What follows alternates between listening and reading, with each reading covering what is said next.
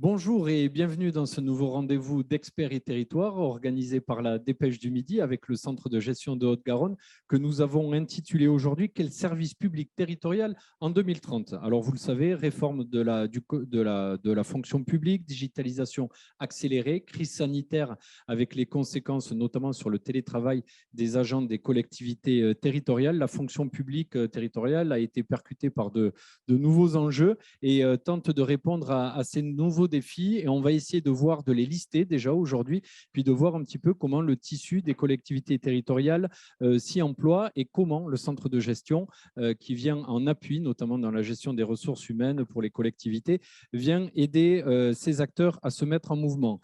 Dans ce contexte, j'ai le plaisir de vous présenter les intervenants d'aujourd'hui. Alors Sabine Jaï-Gomez, bonjour et bienvenue. Vous êtes la présidente du centre de gestion de Haute-Garonne. Vous êtes également la maire de Pêche-Beaunieu, dans le nord-est de Toulouse. Clémence Lapuelle, bonjour. Vous êtes avocate en droit de la fonction publique et adjointe à l'urbanisme de la commune où vous habitez, à Azas, qui est près de Montastruc, la conseillère, pour fixer les idées. Irène Gaillard, bonjour. Vous êtes maître de conférence en éducation, en ergonomie à l'IPST CNAM. Adrien Zacco, vous êtes directeur adjoint de Wheeling, une société de conseil toulousaine, mais qui intervient sur la France entière, notamment dans l'accompagnement de collectivités, dans leur transformation et leur réorganisation. Laurent Gray, bonjour et bienvenue. Vous êtes le consultant en pratique managériale et sociétale, partenaire du groupe AFNOR et ancien directeur général des services. Donc aussi votre regard de votre vie d'avant pourra nous aider. Et à distance, Anissé Leport, bonjour. On est ravis de vous avoir à nos côtés. Bonjour. Vous êtes ancien ministre de la fonction publique, conseiller d'État honoraire et vous interviendrez en conclusion parce que vous êtes, je dirais, presque le meilleur connaisseur de la fonction publique. En tout cas, merci beaucoup d'avoir répondu présent à notre invitation. Votre regard que nous écouterons à la fin, on va dire en conclusion de tous les échanges qui auront eu lieu, nous sera précieuse. Alors, Sabine Jaï, vous êtes la présidente du centre de gestion de Haute-Garonne. Alors, les gens qui nous suivent connaissent certainement le centre de gestion de Haute-Garonne, mais peut-être un mot, vous êtes une structure, un établissement public qui vient en appui des collectivités locales, notamment pour les épauler dans la gestion notamment des ressources humaines, c'est ça? Alors, prenez un micro.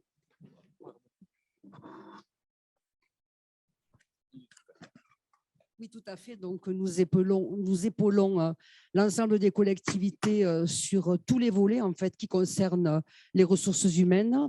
Je ne vais pas citer aujourd'hui l'ensemble des missions parce qu'elles sont nombreuses, mais bon, nous aurons l'occasion d'ailleurs de les développer au cours du Salon des maires qui a lieu le 8 et le 9 octobre. La semaine prochaine. Voilà, où nous aurons un stand et puis des conférences aussi qui s'adresseront donc aux élus et aux visiteurs qui viendront. Et c'est vrai que donc nous les épaulons dans des missions actuellement qui sont essentielles pour les collectivités. Mais je pense qu'effectivement, il faut aussi, il me semble que c'est notre rôle d'anticiper, d'imaginer et justement d'accompagner ces collectivités dans la modernisation et dans l'anticipation de ce que va être la fonction publique prochainement, dans les prochaines années. Et c'est pour ça que vous avez choisi ce thème, justement, quel service public territorial en 2030 ? Je l'ai dit d'un mot en introduction. On a eu une crise Covid qui a obligé les collectivités à organiser le télétravail, parfois un petit peu dans l'urgence. Il y a des réformes des statuts, une réforme profonde de la fonction publique. On le verra également. Donc, face à tous ces défis, les centres de gestion, vous êtes un peu au carrefour. Vous êtes un peu l'interlocuteur, on va dire, naturel des collectivités. Et c'est votre rôle d'accompagner toutes ces mutations. Bien sûr, et on l'a vu justement pendant cette crise sanitaire où les collectivités ont fait appel à nous de suite pour pouvoir répondre à cette crise, répondre aussi aux agents qui se posaient beaucoup de questions, organiser le télétravail dans les conditions que l'on connaît aujourd'hui.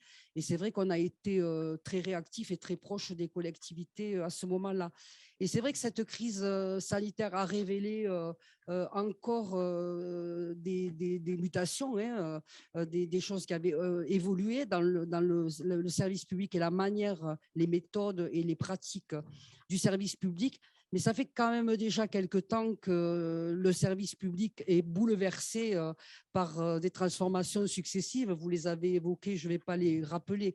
Mais c'est vrai que je trouve que c'était, quand on nous a proposé cette table ronde, je trouvais que c'était, et nous avons trouvé avec mon équipe, que c'était le moment, voilà, d'imaginer le service public de 2030.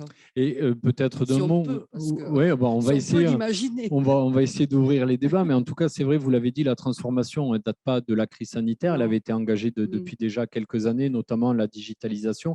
On verra après qu'elle se déploie de manière plus ou moins homogène en fonction de la taille des collectivités. Est-ce que peut-être une question sur les usagers, les populations, ce service public territorial, il va aussi être obligé de muter à la demande des usagers qui demandent plus de facilité, plus d'horaires d'ouverture, qui peut trouver une réponse dans la digitalisation. C'est aussi les populations qui vont pousser les collectivités locales à changer. Oh oui, oui, je pense effectivement que les populations sont aussi en attente voilà, de certaines évolutions dans nos pratiques, comme je le disais, effectivement. Mais quand même, mais ça sera peut-être évoqué dans le débat, ils apprécient la digitalisation, ça leur facilite la vie, hein, on va le dire ainsi, hein, mais ils apprécient aussi le contact et la qualité de ce service de proximité qu'il ne faudra pas oublier. Et je pense que c'est un enjeu important. On va en parler notamment aussi parce que ce contact, c'est aussi un élément de motivation pour les agents Oui. qui trouvent une satisfaction à rencontrer les usagers et les populations. En tout cas, merci beaucoup pour ces mots d'introduction. Évidemment, vous intervenez quand vous le souhaitez. On va avec vous, Clémence Lapuelle. Donc, je rappelle, vous êtes avocate en droit de la fonction publique, c'est très spécialisé. On va essayer de fixer les idées parce qu'aujourd'hui, la fonction publique territoriale, la fonction publique au sens large, a été un peu bousculée par la loi d'août 2019 et qui a essayé de moderniser. C'était l'intitulé de la loi. Alors, expliquez-nous un petit peu ce qui est venu changer cette loi.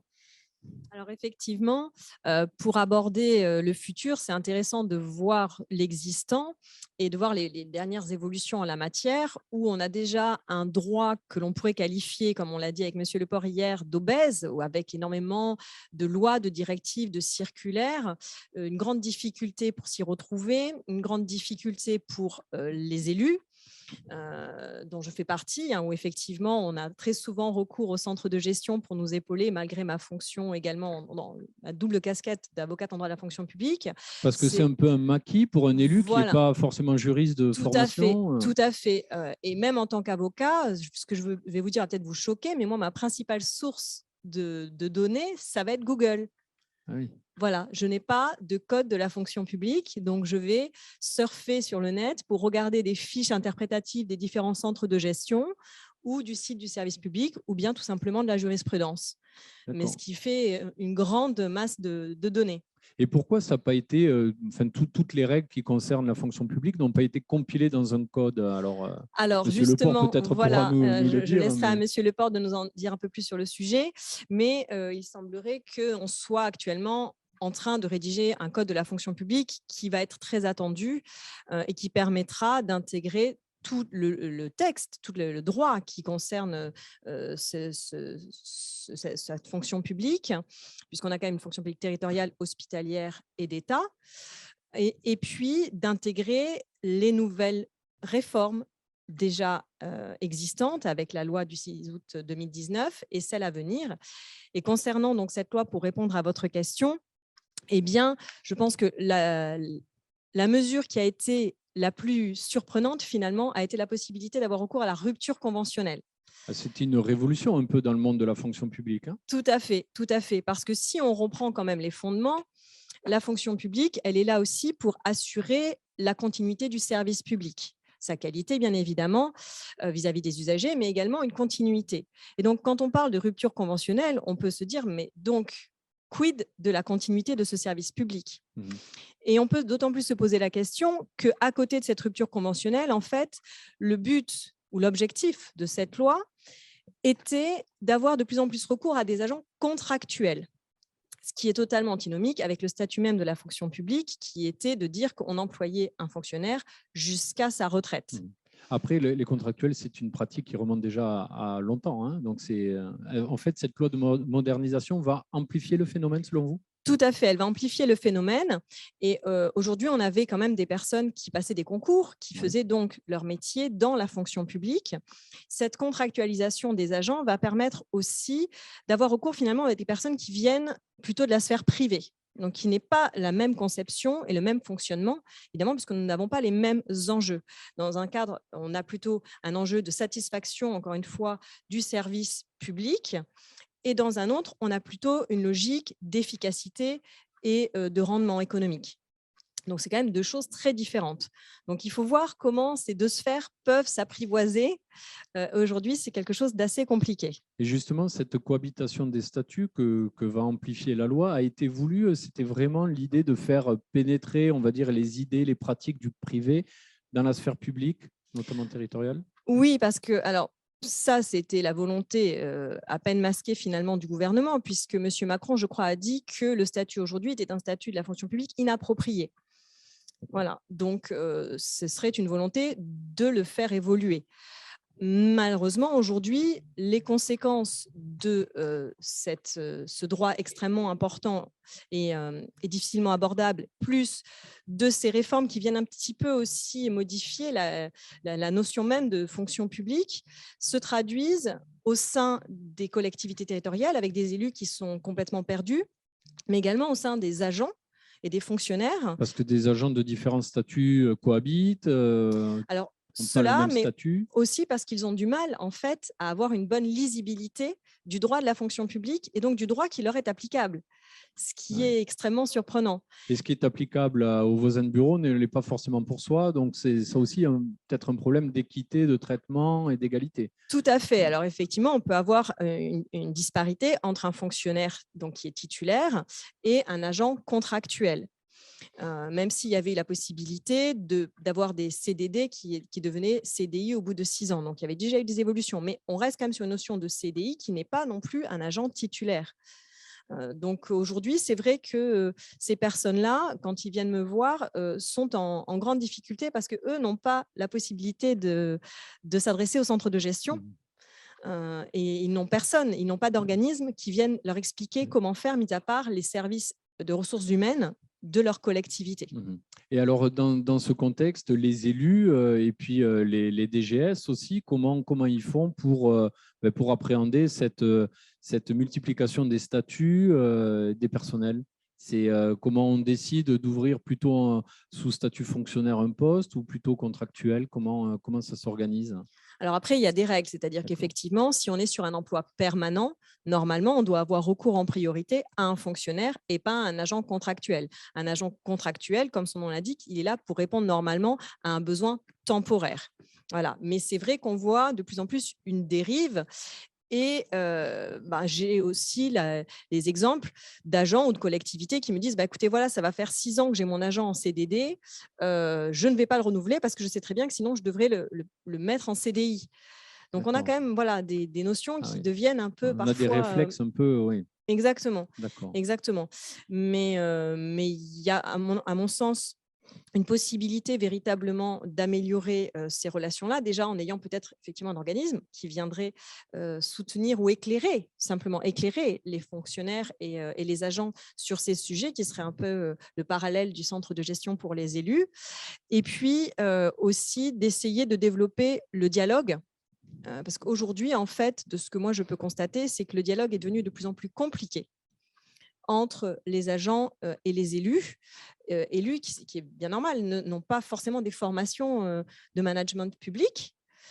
Donc, ça nécessite peut-être aussi d'avoir plus de formation sur ces sujets-là, en plus de tout le reste qui leur incombe. Ça se rajoute Voilà. à la maîtrise de la réglementation. Sabine Geil, vous confirmez cette difficulté pour les élus que vous côtoyez, enfin vous en êtes vous-même une, mais les élus que vous côtoyez, dire que voilà, gérer la ressource humaine dans une collectivité territoriale, ça devient de plus en plus compliqué? Oui, effectivement, ça devient de plus en plus compliqué, mais pour les élus, comme vous le disiez très justement, il y a le centre de gestion. Et donc, c'est vrai que voilà, on est comment dire, accompagner, encadrer. Et voilà, on a chaque fois des réponses à nos questions. Donc, de ce côté-là, en plus, bon, des formations RH, effectivement, pures et dures, on n'en a pas. Mais on a la chance ici d'être dans un département où il y a une agence technique départementale qui forme les élus et qui propose très régulièrement des formations sur ces sujets. D'accord. Alors, j'aimerais qu'on prenne, Anicet Leport, votre avis sur… on parlait justement avec Clémence de cette loi de modernisation de la fonction publique. Vous qui êtes un très bon connaisseur du sujet, comment vous l'avez reçu et quel regard vous portez dessus? Mal. Au moins, ça a le mérite Très d'être mal. clair. Oui, c'est en fait une nouvelle conception de la fonction publique qui est introduite par cette loi, une fonction publique autoritaire, puisque les politiques mises en œuvre le seront par des lignes directrices de gestion, vous voyez le nom le dit même, que l'on a pratiquement annihilé tous les organismes traditionnels de consultation des représentants du personnel et que donc on donne les mains libres à quelqu'un qui singe en quelque sorte le managérial du secteur privé. C'est une toute autre conception de la fonction publique qui est mise en œuvre, une conception qui convient tout à fait au marché parce qu'il lui laisse les mains libres.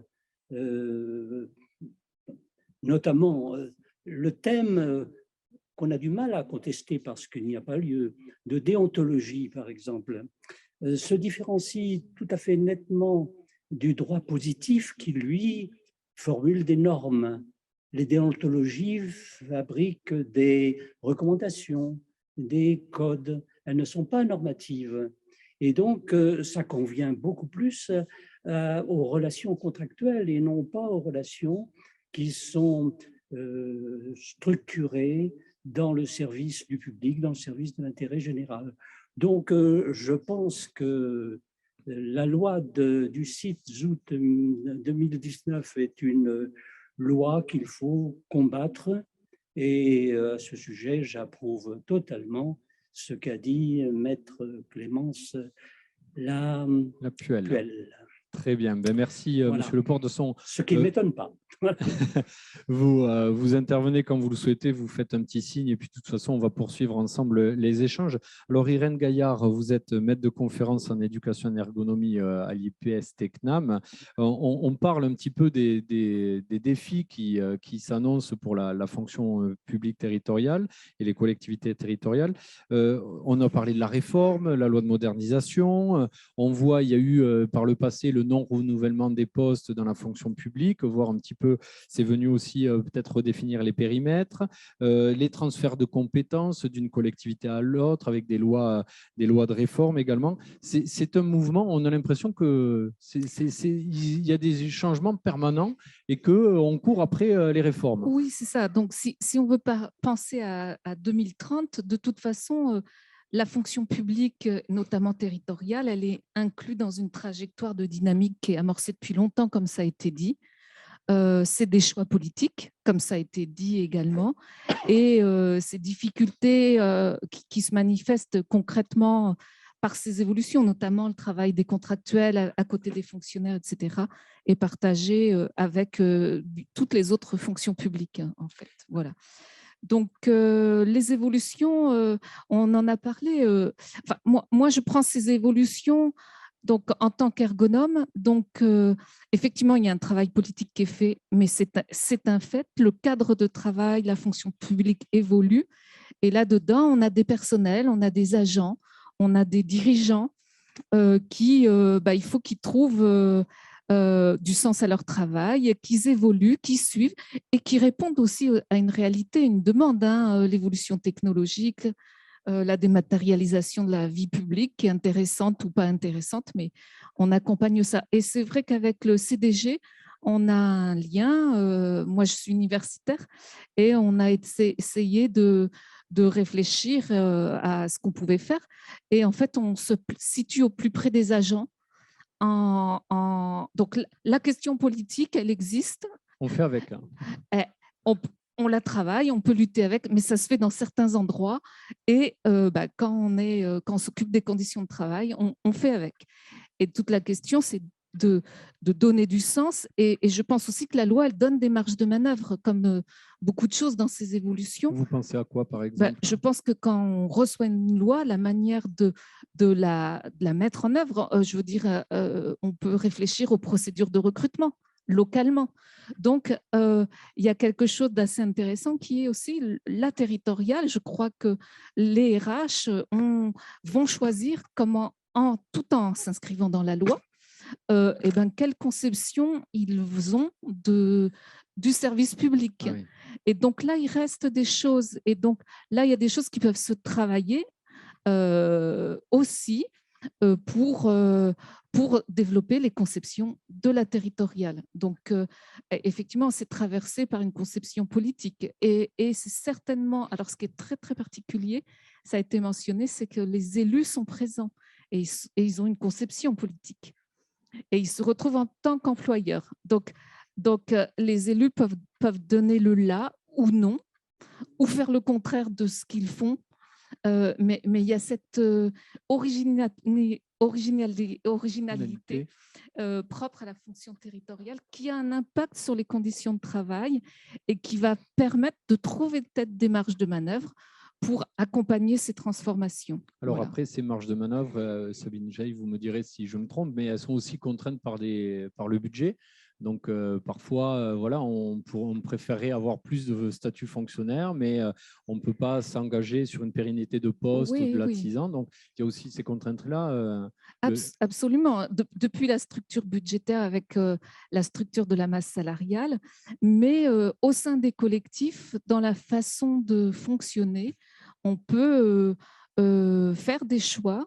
Alors, des choix et décider de ce qu'on va choisir en priorité, la priorisation, hein, mais dans la manière de prioriser, dans la capacité de la structure de dire, ça, on n'a plus les moyens, donc j'assume et je ne vais plus le faire, mais du coup, je vais construire de bonnes conditions de travail.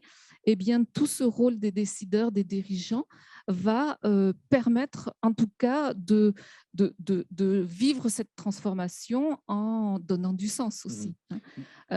Dans la fonction publique, alors au-delà de la territoriale, beaucoup de fonctionnaires ont voulu continuer à faire, effectivement, à faire, mais ils se sont épuisés là-dedans. Et là, il y a un rôle des encadrants à aussi savoir redéfinir le cadre de travail de façon à ce que les agents qui ont choisi la fonction publique souvent parce que ça a un sens, une valeur pour eux, ils arrivent à trouver ce sens du service public dans un service public qui est très différent puisque des missions vont être données, vont être externalisées, des choses comme ça, par rapport aux moyens, par rapport à la demande de l'État, hein, en fait. Ce que vous me disiez quand on préparait ce rendez-vous, c'est que quelle que soit la direction des réformes et de la physionomie du service public territorial à l'horizon 2030, ce qui était important, c'est conserver l'engagement des agents, parce que pour eux, c'est la motivation, et pour les populations, c'est un service rendu. Hein. Je pense que c'est un atout, ce service à la population, et donc il faut vraiment travailler à préserver ce sens du service public qui est finalement le fil rouge qui permet aux agents de trouver du sens et du plaisir au travail. Donc, dans les marges de manœuvre à trouver, il faut construire les tâches, les missions en tenant ça. Alors, on sait que dans les entreprises privées, il y a beaucoup de baromètres sur la qualité de vie au travail, le fameux QVT. Est-ce que ça existe aussi dans la fonction publique? Est-ce qu'on a un baromètre de la satisfaction? Oui, je crois qu'il y a une revue qui s'appelle La Gazette qui fait un baromètre annuel avec, je vous avouerai, une quantité d'informations extrêmement riche et donc, en tout cas, le baromètre donne une température. Oui. Hein, il ne donne pas forcément les solutions. Hein. Mais c'est bien parce qu'au moins, il peut aider à réfléchir, à poser un diagnostic Et effectivement, il serait facile de ne pas avoir de baromètre. Et quand on n'a pas de baromètre, quand on n'a pas de thermomètre, on n'est pas malade, on va dire. Oui, Donc, quand on ne sait pas, c'est voilà, sûr. quand on ne sait pas. Donc non, je pense que la fonction publique s'outille. Et après, elle a une masse d'agents, de salariés, de métiers. Donc, elle a des vrais défis. Et elle a aussi des facteurs de risques psychosociaux ou d'intensification du travail qui lui sont spécifiques et qui s'incarnent dans un mouvement général de la fonction publique.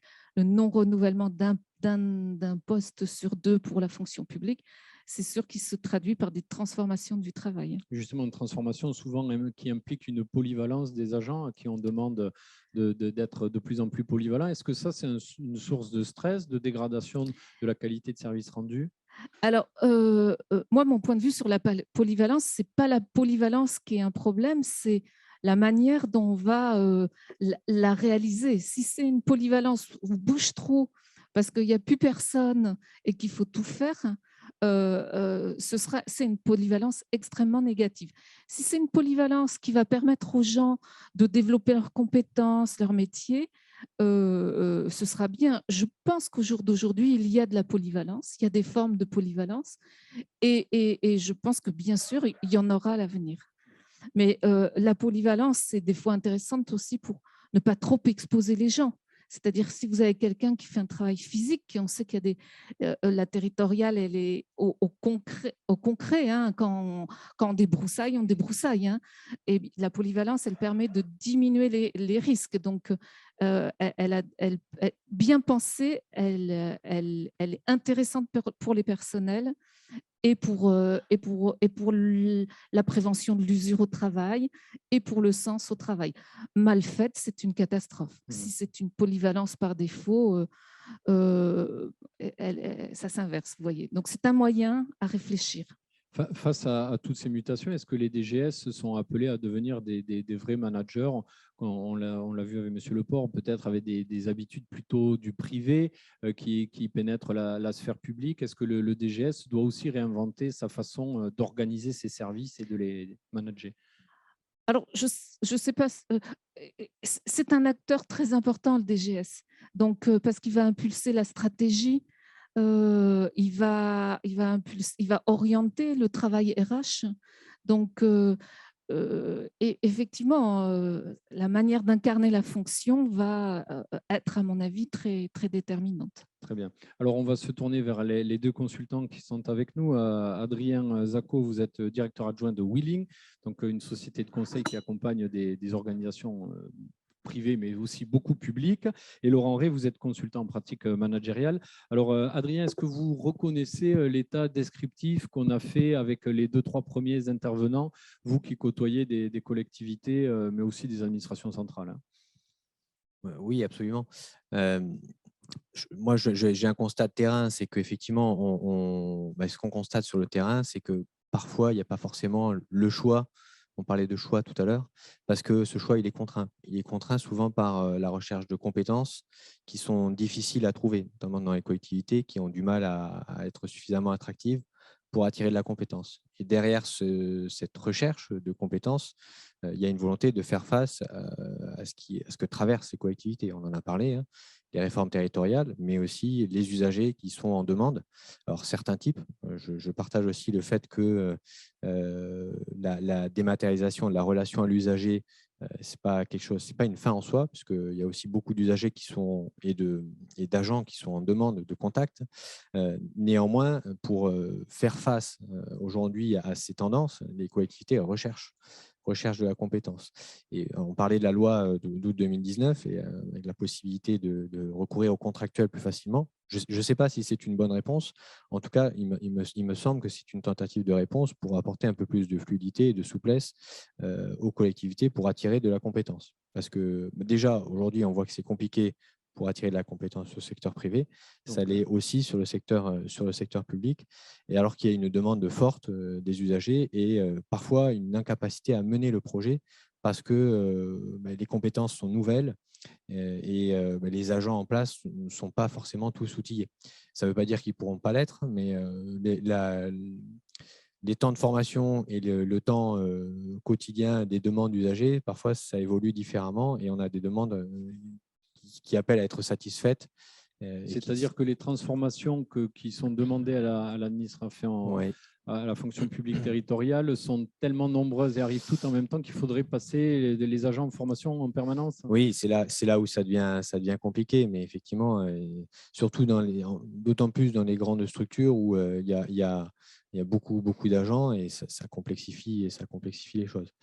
Bon, on a dit beaucoup de choses jusqu'à maintenant, je suis vraiment d'accord, mais je trouve que la réponse de terrain, la vision terrain qu'on a nous, c'est comment faire pour répondre à ces tendances liées à la dématérialisation, mais aussi aux réformes territoriales. Et pour y répondre à ces enjeux, il faut des agents compétents. Donc le centre de gestion participe assez aisément, mais je pense aussi que le centre de gestion il a des problématiques de moyens, comme les collectivités.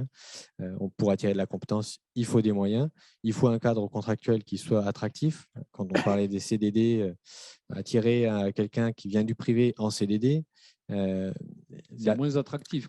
C'est moins attractif. Et sinon, il faut que la personne passe le concours. Et là, ça devient plus compliqué. Et donc, c'est vrai que j'ai de nombreux exemples où les collectivités n'arrivent pas à se doter d'agents pour mener des projets, par exemple. La culture projet, ce n'est pas forcément une culture qui est encore ancrée dans les collectivités, avec le travail en transversalité. Les collectivités, il y a souvent un poids de la hiérarchie qui est assez important et des agents qui ont du mal à prendre des initiatives. Et pourtant, dans la culture projet, un chef de projet, il doit pouvoir prendre ses initiatives. Et il y a des très bons profils dans les collectivités, des agents qui ont vraiment le sens du service. Et ça, tout à l'heure, on parlait d'opposer un peu le public et le privé. Moi, je trouve que pour une entreprise privée, avoir des salariés qui sont engagés, comme on peut le voir dans le secteur public, par exemple, c'est super intéressant. Et à l'inverse, peut-être qu'il y a aussi des choses intéressantes à aller chercher dans le privé. Alors, ce que vous me disiez aussi quand on préparait ce rendez-vous, c'est que sur la question de la dématérialisation, la digitalisation, il y avait un peu deux grandes familles. Il y a les grandes collectivités, les grandes métropoles qui ont des moyens pour investir dans la formation, puis dans l'investissement matériel du service digital, et puis des communes plus petites qui ont moins de moyens, qui sont obligées parfois de se regrouper, de mutualiser pour pouvoir faire face à ce défi. C'est sûr qu'il y a un risque d'avoir deux vitesses et des services qui soient beaucoup plus dématérialisés sur des territoires métropolitains notamment, où le développement des téléservices il s'est accéléré ces dernières années et on a beaucoup de démarches qui sont possibles maintenant en ligne. Alors, il y a des contraintes réglementaires sur cette question-là, mais il y a aussi beaucoup de collectivités qui ont du mal à se mettre en conformité avec ces contraintes réglementaires et à proposer un service, un niveau de service public qui soit équivalent à ce qu'on peut avoir dans d'autres territoires. Et là, effectivement, des logiques d'égalité entre territoires qui se posent. Très bien. Et on parlait aussi des grandes réformes qui ont traversé le monde des collectivités. Le transfert des compétences a un peu bousculé tout ça entre les départements, les métropoles, les communes et les EPCI. Donc, on voit qu'il y a des transferts de compétences qui impliquent des transferts de métiers, et du coup des réorganisations. Ça fait beaucoup en peu de temps, non, à digérer. Est-ce que la digestion a été faite selon vous? Dans les contraintes, effectivement, on voit les facteurs exogènes qui poussent les collectivités à se transformer. On a parlé des usagers qui sont en demande.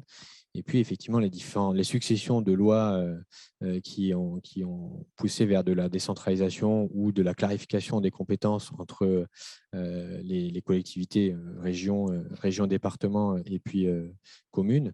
Ouais, c'est sûr qu'on se retrouve avec certains EPCI qui sont des constructions récentes, contraintes par la réglementation et qui l'ont fait à marche forcée.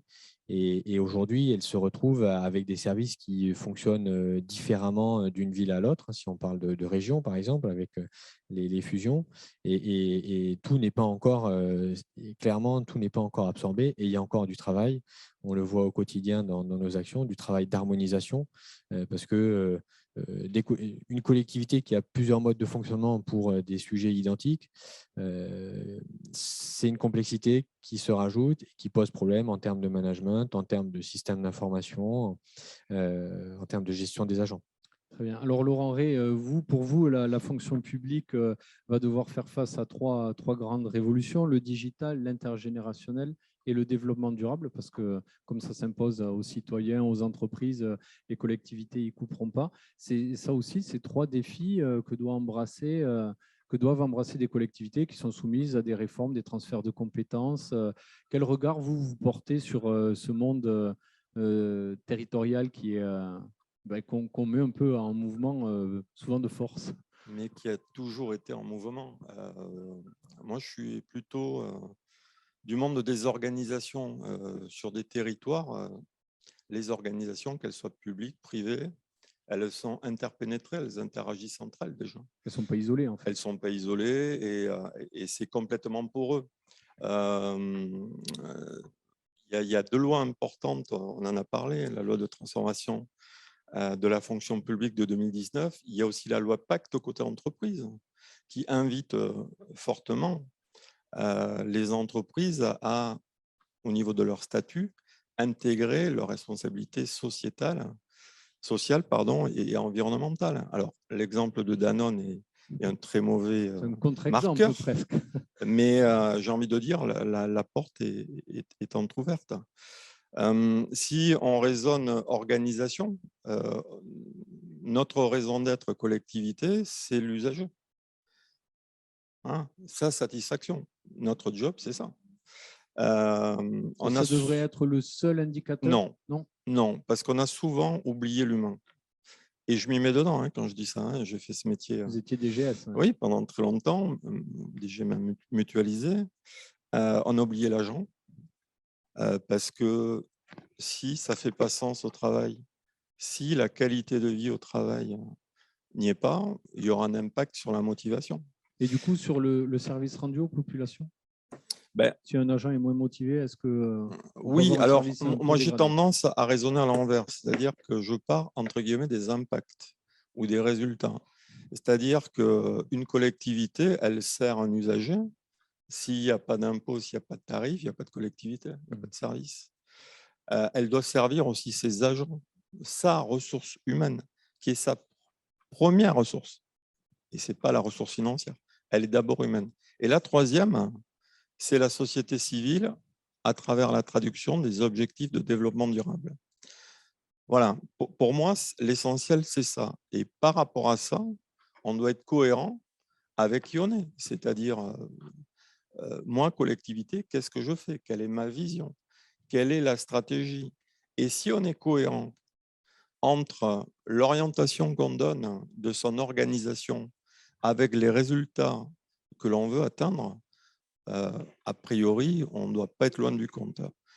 Le grand changement, me semble-t-il, c'est d'engager, d'embarquer, si je puis dire, ces parties prenantes dans ce que l'on fait, aussi bien l'usager, aussi bien l'agent, parce que celui qui rend le mieux le service, ce n'est pas le DG dans sa tour d'ivoire, c'est l'agent sur le terrain.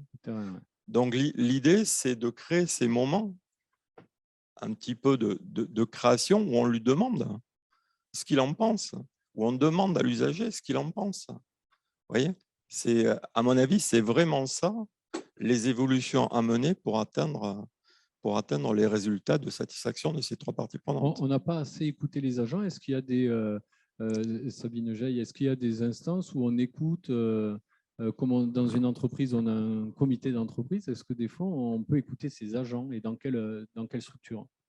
Oui, nous avons des instances dans les collectivités pour écouter les agents, ou en tout cas les représentants du personnel. Mais de plus en plus, quand même, aujourd'hui, on prend en compte ce que vous dites. Et il y a ce qu'on appelle des groupes de travail, des groupes miroirs, justement pour prendre en compte ce que veulent les agents et comment aussi, parce que c'est ce que vous disiez, il faut donner du sens à ce qu'on fait. Et donc, ils sont quand même, eux, les agents les mieux placés pour faire des propositions et pour pouvoir continuer à améliorer ce service au public que nous rendons au public. Irène Gaillard, je voulais vous demander, est-ce que la relation de confiance peut être menacée, entre guillemets, je ne veux pas être catastrophique, à l'horizon 2030, parce qu'on voit que les collectivités doivent souvent faire autant, voire plus avec moins. Est-ce que ça, c'est aussi le paramètre économique et budgétaire et de rentre de plus en plus en ligne de compte? Est-ce que c'est une menace pour 2030? Ça nécessite de s'organiser aujourd'hui pour construire 2030 et pour accompagner et arriver à aligner ce qui sera demandé comme travail aux humains à tous les niveaux et les missions de service public qui seront rendues, affichées aux citoyens et que les citoyens en soient conscients. Voilà. Donc, mais souvent... est-ce que c'est une menace? Est-ce que c'est une rupture de confiance? Je ne sais pas. La confiance mutuelle, c'est avoir confiance dans les agissements de l'un ou l'autre. Alors, rupture de confiance entre qui et qui, moi, ce que j'ai constaté, c'est que les encadrants et les dirigeants sont aussi tout à fait embarqués dans les mêmes problématiques que les agents et que, en tout cas, quand il y a du dialogue, et c'est même ça qui permet aux gens de tenir, c'est-à-dire qu'il y a une compréhension mutuelle entre chefs de service, agents et encadrants de la gouvernance, quoi. Adrien Zacco, vous avez accompagné des grandes métropoles, notamment celle de Toulouse. Vous avez aidé la collectivité à dégager peut-être des marges d'efficacité pour financer d'autres services. Est-ce qu'aujourd'hui, c'est un passage obligé de se réinventer en interne, de trouver des gains de productivité, on va dire, pour pouvoir dégager de la ressource, pour continuer à rendre des services au même niveau, voire les améliorer? C'est en tout cas intéressant de mener la réflexion. Comme je le disais tout à l'heure, les constructions aujourd'hui telles qu'on les retrouve dans les collectivités, elles ont souvent été menées à marche forcée parce qu'il y avait un texte qui imposait de se regrouper, il y avait un texte qui imposait de récupérer telle ou telle compétence ou de la rétrocéder. Et donc, une organisation, on l'a dit, ça se réfléchit et ça se réfléchit à l'avance, il faut prendre le temps. Là, les collectivités, elles ne l'ont pas eu le temps. Et donc, elles l'ont fait. Elles se sont organisées dans l'urgence et il est évident qu'il reste et qu'il demeure aujourd'hui des gisements, des marges de manœuvre. C'est pas simple d'aller forcément les identifier. C'est pas simple aussi parce que parfois ça demande du courage de prendre des décisions, du courage politique éventuellement, du courage aussi au niveau de l'encadrement pour prendre certaines décisions, arrêter certaines activités. Parce que c'est des activités qu'on a toujours faites. Et on se rend compte qu'aujourd'hui, elles n'ont plus de valeur pour l'usager. Et peut-être qu'il faut accompagner les agents qui réalisaient ces activités vers d'autres activités qui potentiellement apporteront de la valeur à l'usager ou à la collectivité. Ça nécessite souvent un travail au niveau des ressources humaines, de reclassement, d'accompagnement vers des nouveaux métiers que porteront les collectivités. Laurent Rey, justement, ce que dit Adrien Zacco sur le fait qu'il faut accompagner peut-être des agents sur des métiers qui sont moins pertinents aujourd'hui qu'ils l'étaient par le passé. Est-ce que vous parliez tout à l'heure du défi du digital qui va peut-être dégager aussi, économiser des postes parce que ce qu'il fallait 5 agents pour traiter, il n'en faut plus qu'un, voire plus du tout. Est-ce que ces gens, il faut un plan de formation ambitieux pour les faire migrer au sein de leur propre collectivité territoriale? Oui, alors le digital n'est pas que, j'ai envie de dire, toujours pareil, parce qu'on est quand même dans des organisations qui bougent en permanence. La crise sanitaire nous l'a démontré. On était dans nos organisations et tout d'un coup, on nous a dit non, mais vous restez chez vous. Donc, comment je fais pour continuité de service public oblige à travailler entre guillemets? Alors, merci au digital, mais derrière, mes modes de fonctionnement et de management ont explosé. Des fonctionnements en silo aujourd'hui, c'est plus possible. Parce que l'agent, les agents ont également goûté à ces nouveaux modes de travail. Alors, ils ne voudront plus revenir en arrière. Je n'ai pas dit ça. Je dis juste que privé, sûrement que la vérité va se situer dans un mix, très probablement. Une autre problématique, c'est que les métiers 80% des métiers, c'est une grande tendance aussi, de 2030 ne sont toujours pas créés. Donc, on va vivre des mouvements, des bouleversements. Bien évidemment, la formation est au cœur de… Mais j'ai envie de dire, c'est l'humain, hein, en général. Il y a les budgets pour former ces armées d'agents qu'il va falloir… Vous parliez tout à l'heure du défi environnemental. C'est des métiers aujourd'hui qui existent, qui ne sont pas embryonnaires, mais c'est le début. Peut-être demain, dans les collectivités, on aura des départements en développement durable beaucoup plus importants qu'aujourd'hui. Il va falloir former tous ces gens. Alors, en matière de ressources, je le dis dans l'ordre, j'aime bien y mettre d'abord la ressource humaine. Et quand vous mettez en mouvement, en création les agents, on est vraiment très, très étonné parce que c'est très innovant. Donc, il faut créer ces conditions-là. Ça veut dire qu'il faut libérer du temps pour ça. Ça, c'est nouveau. Il y a une deuxième ressource. Elle est partenariale. Le CDG est un partenaire des collectivités. Et bien souvent, la partie, on la joue avec sa collectivité et ses agents. Et je crois que la nouveauté, c'est de la regarder avec son écosystème. Et bien évidemment, il y a une ressource financière qui se posera évidemment avec, alors en France, on a dans la relation État-collectivité, on a raisonné sur les dotations, on a arrêté. Là, on est sur un encadrement de l'évolution des charges pour les plus importantes. On va voir ce que la loi de programmation pour les lois de finances de 2022 donnera. On a vu les prémices d'un nouveau rapport avec le rapport Arthuis sur la norme pluriannuelle de la dépense. Donc, et dernièrement, dans les lectures, on a vu, avec la suppression de la taxe d'habitation, fleurir quelques idées en matière d'une nouvelle ressource pour les collectivités qui, si j'ai bien compris, pourrait être assises sur l'impôt, sur le revenu, à voir. Mais c'est sûr qu'il faudra aussi des moyens financiers pour faire évoluer les agents sur de nouvelles compétences, c'est sûr. Clémence Lapuelle, est-ce que justement ce grand changement dans les compétences des agents qui s'annonce 2030, le rendez-vous d'aujourd'hui, c'est essayer de voir en 2030 quels services les collectivités territoriales vont rendre.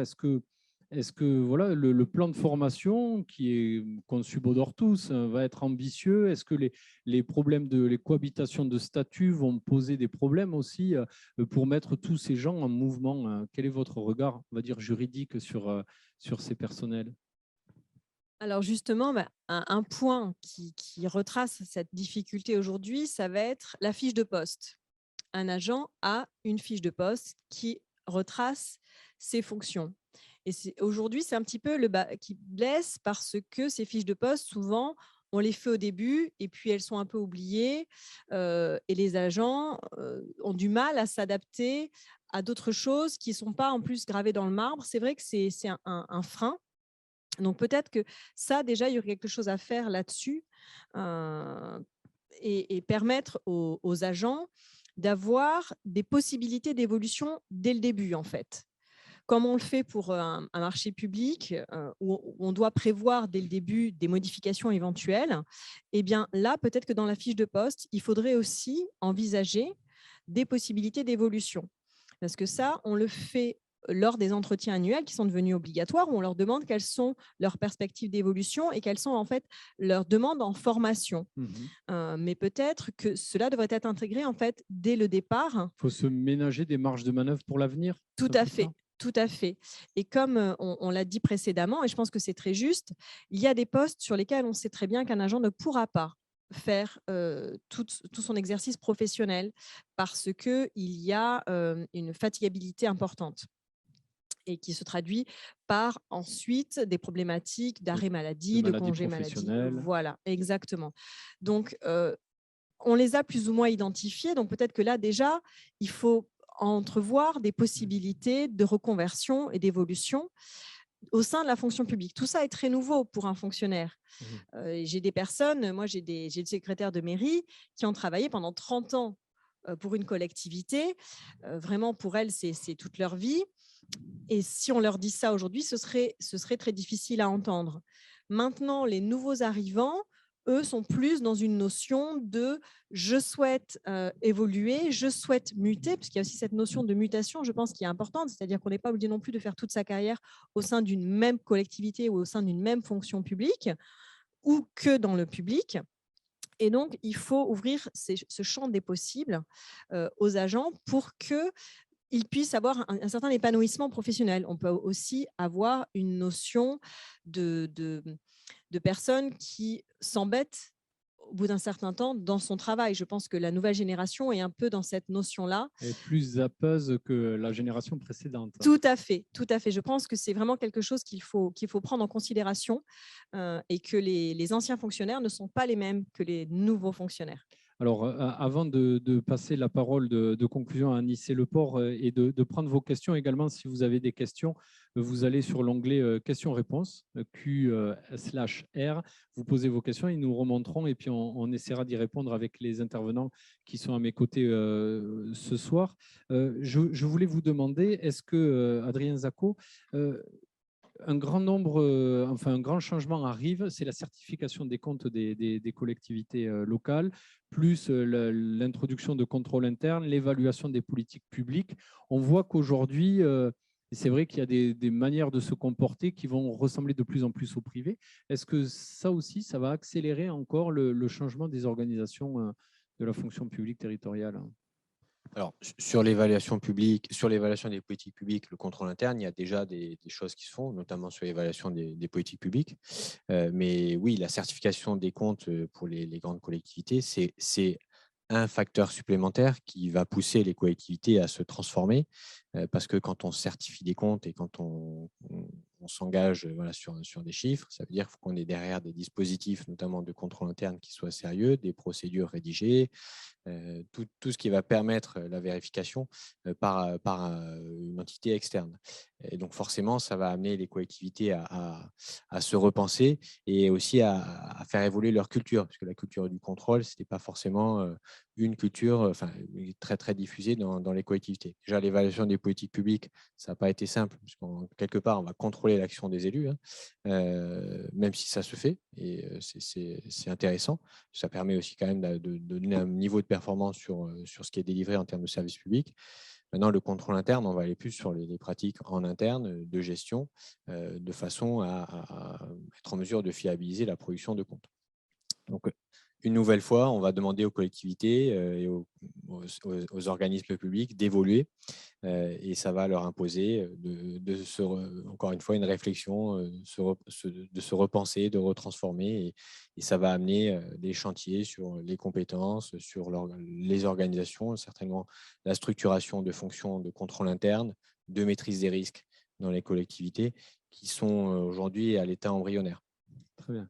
Alors, Laurent Rey, j'ai une question avant qu'on passe la parole à Anissé Leport. C'est sur l'électronisme. Donc, c'est cette difficulté que peuvent avoir des usagers, mais aussi des agents, et c'est de ça que j'aimerais parler, à utiliser l'outil numérique, parce qu'effectivement, il y a une partie de la population, notamment des métropoles, qui veut davantage de services digitaux pour pouvoir réserver une cantine à 23h30 par smartphone. Mais il y a des agents derrière qui n'ont pas forcément le background technique et de formation nécessaire pour y répondre. Et puis aussi dans des zones plus rurales ou des populations plus âgées qui, face à des collectivités qui mettent en place des services publics numériques, des personnes âgées qui sont un peu éloignées de tout ça. Alors, comment on fait quand on est une collectivité pour rendre un service digital, mais répondre à une population qui peut-être continue à demander un service physique, rencontrer un agent? Ça fait deux dépenses, ça fait deux fonctions. Les deux, mon capitaine, j'ai envie de dire, c'est tout l'enjeu de la proximité. Je vais l'illustrer quand j'explique à mes deux gamins qui ont 20 ans que j'ai fait l'école de commerce sans micro-ordinateur, ils sont interloqués. Donc, pour plaisanter, je dis on comptait avec des bouliers. Non, bien évidemment que non. C'est vraiment cet enjeu-là, c'est-à-dire de l'intergénérationnel. Et c'est ça qui est compliqué, c'est la demande de l'usager qui est complètement hétérogène. Un jeune, il consomme du service public 24/24, 7 jours sur 7, parce que il est né avec quelque chose entre les mains qui s'appelle un micro, un portable quelque part, il ne comprend pas pourquoi, alors j'ose le terme, on n'ubérise pas les services publics quelque part. Ouais. Pourquoi on ne vote pas sur son smartphone le dimanche? Alors là, c'est un vrai sujet de discussion dans la famille suite aux dernières élections. Tout à fait. Mais il y a également la proximité physique et on n'est pas des robots. Heureusement qu'on a besoin de ça. Donc, alors, c'est vrai que, alors, je ne pense pas que ce soit deux dépenses parce qu'on est dans un monde qui bouge et l'usager est consommateur de ça. L'agent est aussi un habitant. Et l'agent, il achète peut-être chez Amazon aussi. Donc, il utilise ces mêmes services. L'idée, c'est d'être agile avec cette nouvelle notion de proximité. Très bien. Alors, Sabine Geil, on va conclure avec Anicet Leport. On a brossé des changements considérables qui s'abattent. Je dis s'abattre parce que c'est un peu comme les épisodes climatiques intenses. Il pleut fort sur une courte période de temps. Comment vous faites, vous, élus et puis centres de gestion, pour accompagner tous ces changements, qu'ils soient numériques, ressources humaines, formation, budgétaires, réglementaires? On a des services très compétents, déjà. Oui, non, mais vu l'ampleur de la tâche, il vaut mieux, mais c'est considérable.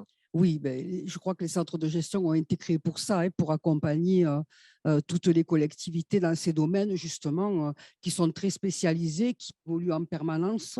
Donc, on est là pour ça et on a effectivement les gens compétents pour vous avez mener ces chantiers. Combien d'agents vous avez au CDG 31? 120, 120 nous dit-on dans la salle. 120, oui. Pour accompagner toutes les collectivités. Oui, mais dans des domaines, je dis, je ne vais pas, mais il y a la santé, le juridique, l'emploi, le service remplacement. Enfin bon, il y a une multitude de services, l'organisation des concours, on en parlait. Voilà. Donc, oui, c'est un département important. Voilà. Mais si vous me le permettez, pour rebondir un peu sur ce qui a été dit, moi, je pense qu'on a parlé beaucoup de contrôle, de nouvelles manières d'appréhender les budgets, etc. Moi, j'espère qu'en 2030, on gardera quand même la décision politique, parce que Monsieur Anicet Leport l'a dit tout à l'heure, pour moi, la fonction publique doit rester ce qu'elle est, même si aujourd'hui, on y a ajouté cette notion de pouvoir recruter des CDI et des contractuels, ça doit rester le service public. On a vu pendant cette crise sanitaire, je crois que tout le monde s'est rendu compte de l'importance et de l'utilité du service public. S'il n'y avait pas eu les services publics, je pense qu'on n'aurait pas traversé la crise comme on l'a traversée aujourd'hui. Donc, il y aura encore assez de marge de manœuvre aux politiques, à l'élu dans ce cadre qui devient quand même… mais j'espère. Oui. Vous m'avez un peu effrayé tout à l'heure. Oui, j'espère, parce que je prends l'exemple des agents fonctionnaires titulaires et des contractuels. Le maire a encore, et les élus ont encore la possibilité, même si la loi le permet, de choisir et de dire, je continue donc à former des fonctionnaires qui seront titulaires et que l'on accompagnera pour passer les concours, plutôt que de prendre des contractuels. Et puis, bon, on a aussi, me semble-t-il, si j'ai pas mal interprété ce qui a été dit, vous avez parlé de compétences. Mais vraiment, moi, je crois que nos agents sont très compétents. Il ne faut pas croire que la fonction publique, les fonctionnaires sont des gens qui sont endormis et qui sont moins compétents que dans le privé. C'est faux. On a des agents qui sont… agiles, qui ont su s'adapter, et on l'a vu encore une fois pendant cette crise, et qui sont capables de se remettre en cause et d'avancer, à condition, bien sûr, et vous l'avez dit, qu'on crée les conditions pour le faire. Et c'est là aussi, je crois, qu'il va falloir retravailler une nouvelle conception de manager. Un nouveau pacte social, peut-être, à inventer? Vous pouvez l'appeler comme ça, oui, peut-être, oui, mais c'est vrai qu'il va falloir imaginer d'autres manières de travailler ensemble pour faire évoluer ce service public. Et comme je l'avais dit au début, et je vous rejoins là-dessus, oui, le numérique, bien sûr, il faut avancer là-dessus parce que ça facilite beaucoup la vie des gens, mais garder la proximité. Vous savez, je vais vous donner un exemple. Après, j'arrête. Non, mais on est là pour débattre. Je suis un peu bavarde. Je vais vous donner un exemple. Ce matin, j'étais à la mission locale. Je ne sais pas, bon, c'est Oui. qui travaille à l'insertion. Exactement, et qui s'occupe des jeunes. Je suis la présidente de la mission locale. Et il est sorti une enquête nationale sur voilà, la mission locale. Et dans cette enquête, on posait la question aux jeunes qui sont très smartphones et tout ce qui est digital, voilà, en leur disant est-ce que ça vous convient de travailler comme ça, donc à travers les outils informatiques? Ben, à 72%, ils ont répondu non. Nous, ce qui est essentiel pour nous, c'est le contact avec notre conseiller emploi.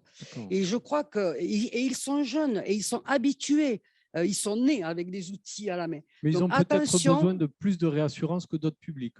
Donc, oui, mais vous savez, bon, on ne va pas rentrer dans le détail, mais voilà. Mais pour moi, c'est quelque chose quand même de très significatif. Voilà.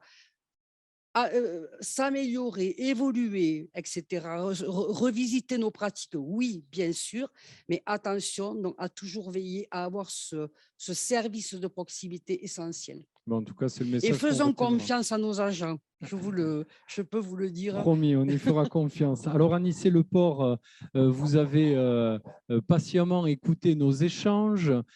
Quel regard vous portez sur ces défis à l'horizon 2030 pour la fonction publique territoriale? Merci, M. Bousquet. J'ai admiré la virtuosité avec laquelle vous avez conduit ce débat.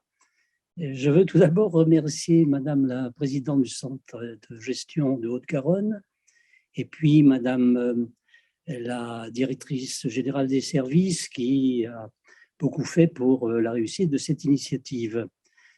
Si je voulais résumer, si vous voulez, ma réaction à ce que j'ai entendu, je dirais, et ça n'est pas condescendance du tout, hein, je n'en espérais pas tant. Je n'en espérais pas tant parce que j'ai gardé beaucoup de liens, malgré tout, avec les fonctionnaires à tous les niveaux. Et le sentiment dominant aujourd'hui, c'est un sentiment de fatalisme et de résignation. Et vous avez donné une image tout à fait différente, qui sans doute correspond à l'état d'esprit d'une partie des fonctionnaires, mais c'est quand même très compliqué aujourd'hui dans le milieu des fonctionnaires et ils se demandent véritablement où ils vont. J'ai beaucoup apprécié tout ce qui s'est dit. J'avais un peu peur, si vous voulez, de ce que j'appellerais le snobisme managérial vulgaire puisse avoir des conséquences sur un débat. Non, là, tout était de très bonne qualité, même lorsque je n'étais pas tout à fait d'accord, où j'avais une nuance. Par exemple, j'aurais voulu intervenir pour dire que la mobilité dans la fonction publique, eh bien, elle a été posée comme une garantie fondamentale à l'article 14 de la loi de 1983. De même, le droit à la formation continue a été inscrit dans le statut à ce moment-là. Donc, une grande satisfaction, et je crois que c'est comme cela, effectivement, qu'il faut débattre. Je voulais vous apporter une information qui n'a pas transpiré à travers vos propos, c'est que c'est une coïncidence, se tient en ce moment au ministère de la fonction publique, sous la présidence de la ministre, une réunion du Conseil supérieur des 3 fonctions publiques pour donner un avis sur le projet de code que lui soumet le gouvernement. Alors, c'est un moment important puisque ce texte, si vous voulez, qui réorganise sans changer, puisque c'est à droit constant, les lois qui existaient jusqu'à présent, eh bien, c'est important parce qu'il va encadrer en quelque sorte l'action des 5,5 millions de fonctionnaires ou contractuels pour 20% d'entre eux, qui, dans les années, voire même dans les décennies qui vont venir. Or, c'est pas finalement l'événement qui est important que la réaction des organisations syndicales ont boycotté, c'est exceptionnel, ce Conseil supérieur pour marquer leur mécontentement sur le fond comme dans la forme. Et l'autre moitié qui s'est rendue à la convocation de la ministre s'y est rendu pour dire sa colère sur la manière dont ils ont été traités dans l'élaboration de ce code et plus fondamentalement dans l'impuissance dans laquelle ils ont été placés au moment de la loi du 6 août 2019. Donc, c'est quand même un signe des temps qui est tout à fait inquiétant. Alors, on m'a demandé d'être grand témoin. Grand témoin, je pense, d'une période postérieure à 1983, c'est-à-dire portant sur 4 décennies. C'est impossible à reconstituer historiquement, mais je voudrais malgré tout évoquer quelques comparaisons qui me semblent significatives.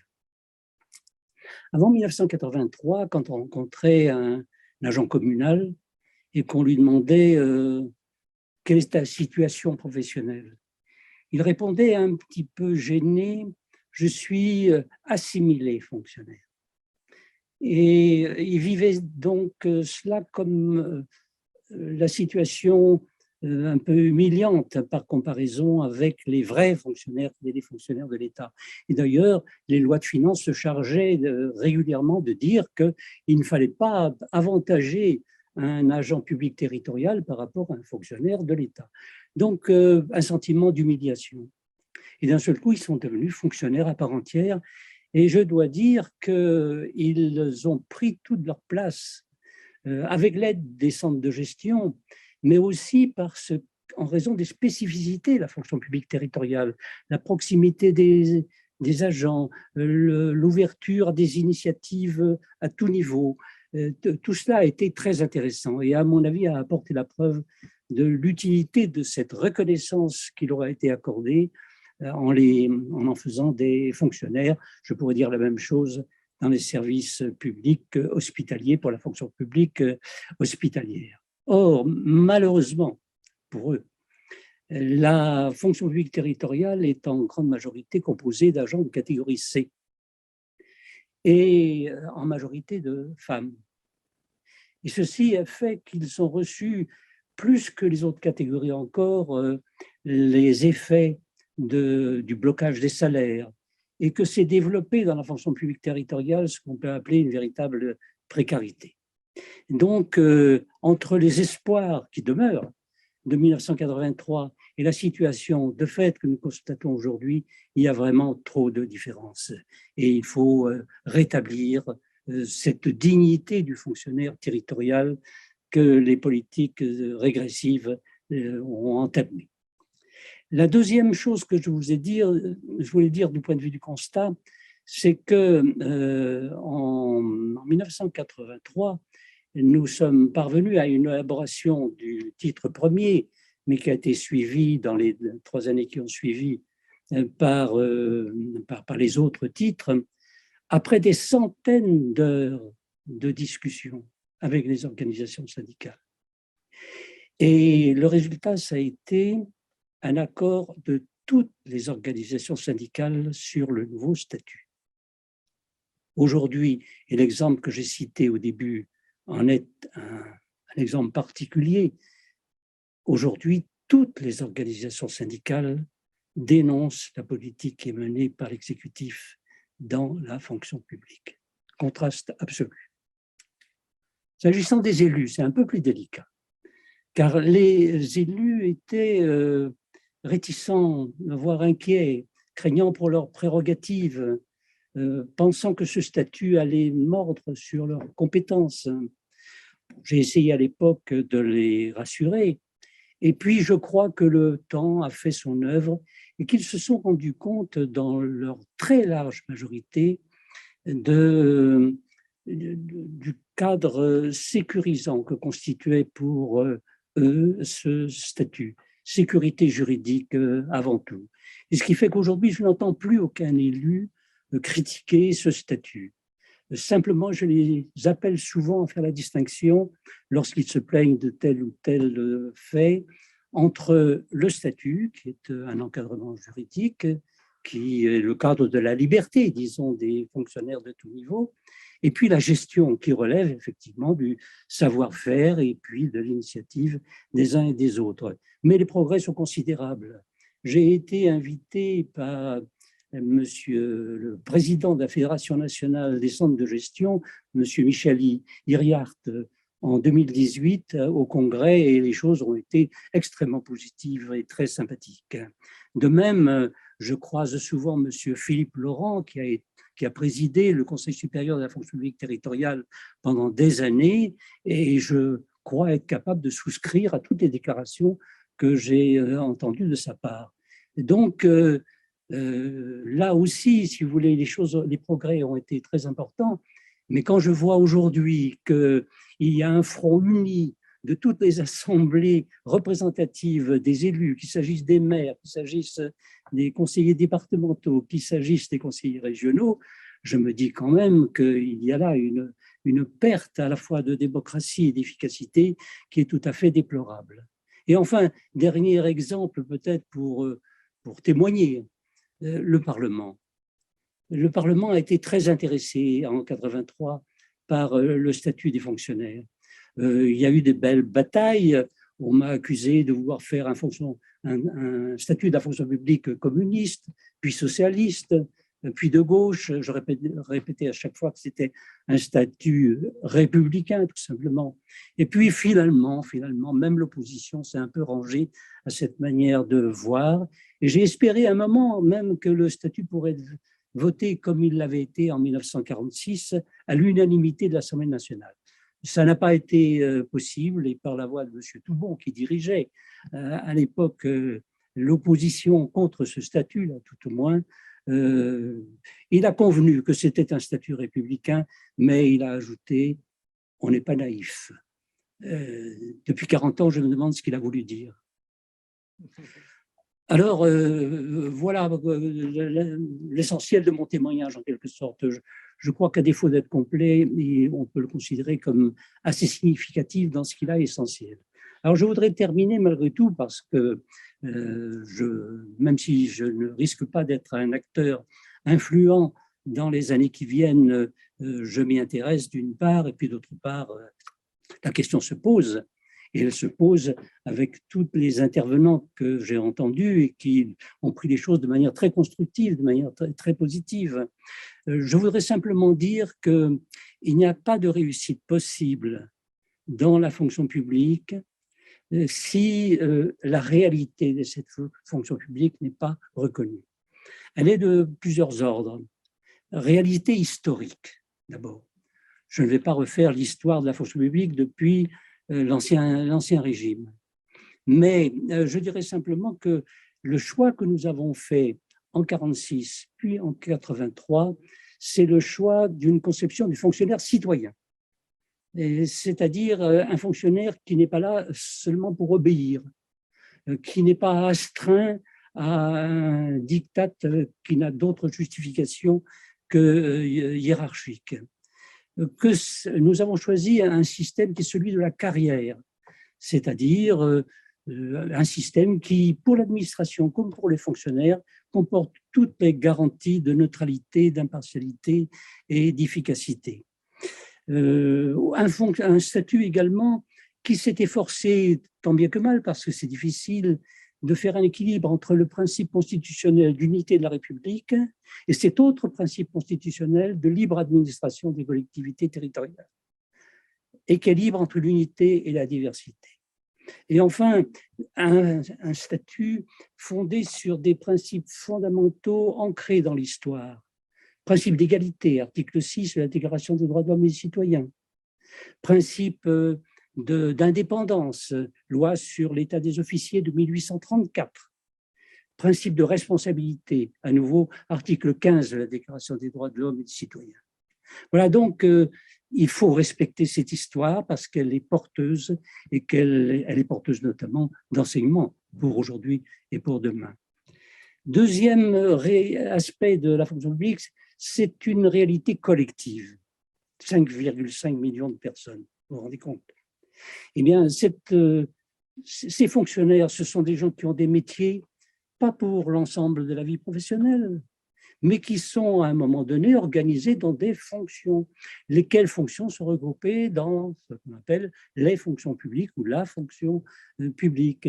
Et donc, ce caractère collectif, il faut qu'il soit porté par tous les fonctionnaires. Il n'y a pas de succès si on n'intéresse pas tous les fonctionnaires, à quelque niveau qu'ils soient, à cette grande œuvre qui est le service de l'intérêt général.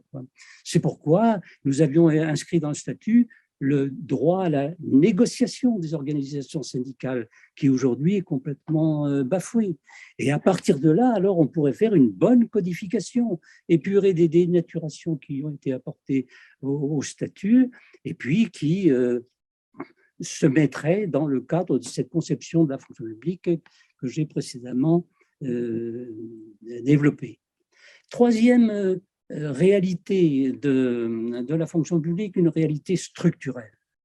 Alors là, je crois effectivement qu'a toute sa place la réflexion sur les transformations digitales, sur les nouvelles technologies, sur l'évolution des besoins, sur l'évolution des relations entre hommes en interne et puis au niveau international. Tout cela doit être pris en compte et traduit dans l'organisation des qualifications de la fonction publique, c'est-à-dire, disons les choses matériellement, dans l'élaboration des grilles qui doivent être adaptées en fonction de toutes ces évolutions que je viens d'évoquer. Or, depuis 40 ans, on a gardé les mêmes grilles indiciaires, comme si tout cela n'avait pas changé. Pour des gens qui se présentent souvent comme des modernisateurs, il s'agit d'un archaïsme absolu.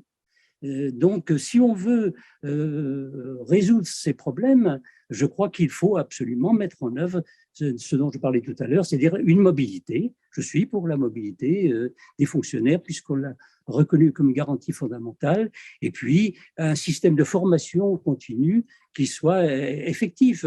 Alors, ça suppose sans doute beaucoup d'argent, tout ça. Et cet argent, aujourd'hui, on ne l'affecte pas à ces choses. Bon, troisième aspect de cette réalité de la fonction publique, une réalité de long terme. La fonction publique, ça n'est pas quelque chose qui se gère au jour le jour. Il est absolument stupéfiant que la fonction publique soit animée par la direction du budget, c'est-à-dire soumis au principe d'annualité budgétaire. Parce qu'elle est structurelle et qu'elle doit évoluer, il faut mettre en place une gestion prévisionnelle des effectifs. Nous avons notamment le devoir de savoir de combien de professeurs des écoles nous aurons besoin dans 15 ans, de combien d'infirmières, de combien de chercheurs. C'est un devoir. Et il me semble qu'aujourd'hui, on n'en tient absolument pas compte. Aujourd'hui, si vous voulez, alors qu'il faudrait refonder les grilles donc, et donner à chacun la place que lui vaut sa qualification, eh bien, on donne 100 € ici, 150 là, dans un paysage que l'on maintient dur comme fer. Eh bien, ça n'est pas la modernité. Voilà ce que je voulais présenter pour apporter une contribution qui est celle de mes possibilités d'aujourd'hui. Je crois qu'il y a là, dans tout ce qui a été dit dans la table ronde, et puis peut-être dans les suggestions que j'ai pu faire, matière à une future nouvelle table ronde en 2030, par exemple. Je vous y donne rendez-vous. Je vous y donne rendez-vous et je souhaite bon courage à tous les esprits vigiles, il y en a beaucoup, de la fonction publique. Merci beaucoup, Anicet Leport, pour ce regard très pertinent. Vous êtes applaudis ici. Je ne sais pas si vous les entendez depuis votre bureau, mais en tout cas, vous êtes applaudis. Merci beaucoup pour le regard que vous avez apporté. Il est toujours bon de regarder un petit peu dans le rétroviseur pour essayer d'imaginer l'avenir. Et 2030, c'est un petit peu l'avenir pas très lointain, en fait, qu'on est en train de discuter. Merci beaucoup. Alors, on va je vous rappellerai que j'ai été prévisionniste à la météorologie nationale. Ah, en plus. Bon, alors voilà. vous avez un don pour l'avenir. Et je vois qu'il y a, que j'ai travaillé 12 ans à la direction de la prévision au ministère de l'économie et des finances. Les prévisions, c'est la discipline la plus difficile. Je vois qu'il y a 2 questions. Si on pouvait cliquer dessus, que je puisse les lire. Alors, quel dispositif d'accompagnement aux agents motivés pour évoluer le CDG 31 propose-t-il? Alors, est-ce que, voilà, je suis un agent motivé, je suis très motivé pour évoluer, comment le CDG peut m'accompagner? Alors, je ne sais pas, Madame la Présidente, si vous avez une idée. Est-ce que vous avez des packages d'accompagnement pour les agents motivés? Alors, oui, Oui, la bien réponse est sûr, oui. on a des packages pour mais pas que pour les agents motivés, pour les agents. Pour tout parce le qu'ils sont- monde. Oui, je vous l'ai dit, hein, on est d'accord, ils sont tous motivés. Oui, Donc, celui-là, il le dit. mais Hein, oui, il bien écrit sûr. même. Et je crois que donc on en a parlé. Hein, on a parlé de mobilité, on a parlé aussi de mobilité donc dans le poste, puisqu'on a des postes qui abîment. Hein, et donc, il faut accompagner les agents tout au long de leur vie sur voilà, qu'est-ce que je fais dans quelques années quand je ne pourrai plus. J'aurais trop Eh mal au bien, dos. exactement, exactement. Donc oui, on a de quoi les accompagner, bien entendu. Sur de la formation, des bilans de compétences, des choses comme Oui, ça. tout à D'accord. fait. Des Oui, bilans, oui. Des très bilans bien. de compétences, bien Donc entendu. oui, Oui. alors si cette personne, c'est Sandrine, si elle est encore là, voilà, n'hésitez pas à aller frapper à la porte du CDG. Alors, une autre question, toujours de Sandrine, avez-vous listé les besoins en compétences des élus? Ah, parce qu'on a parlé des agents, mais est-ce que les élus, parce qu'on a vu, hein, l'élu, on lui demande d'être de plus en plus technicien. Alors, il peut s'appuyer sur ses services, évidemment, mais est-ce que les élus, voilà, eux aussi, ont du temps pour se former, de la volonté pour se former? Oui, comme je Oui. vous l'ai dit tout à l'heure, hein, on a du temps pour se former, on se forme.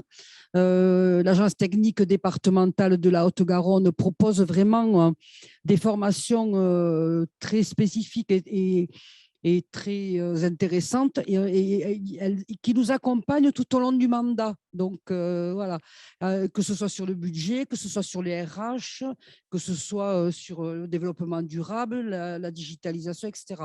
Donc oui, on a vraiment, ici en tout cas, je ne sais pas si c'est dans tous les départements la même chose, mais ici vraiment, on a de quoi se former. Ouais. Bon, on Oui, rassure alors cet oui, agent oui, motivé qui en plus s'inquiète oui. de la formation des élus. En tout cas, merci beaucoup à tous. Merci Adrien Zacco d'avoir accepté de venir témoigner. Irène Gaillard également, Clémence Lapuelle, merci pour vos lumières juridiques. Laurent Ray, Monsieur Anissé Leport, et évidemment à distance, c'était un plaisir de vous entendre. Et Madame la Présidente, merci Sabine Jaille d'avoir accepté d'être avec nous et de débattre de ce sujet parce que qui sera mis en ligne sur la dépêche.fr en replay pour ceux qui n'ont pas pu suivre nos débats en direct. Comme ça, vous pourrez le diffuser aussi auprès de, je ne sais pas si on dit adhérents, en tout cas des collectivités que vous accompagnez et qui pourront le regarder à la demande quand ça les arrange. Merci beaucoup et à bientôt pour une nouvelle rencontre d'experts et territoires.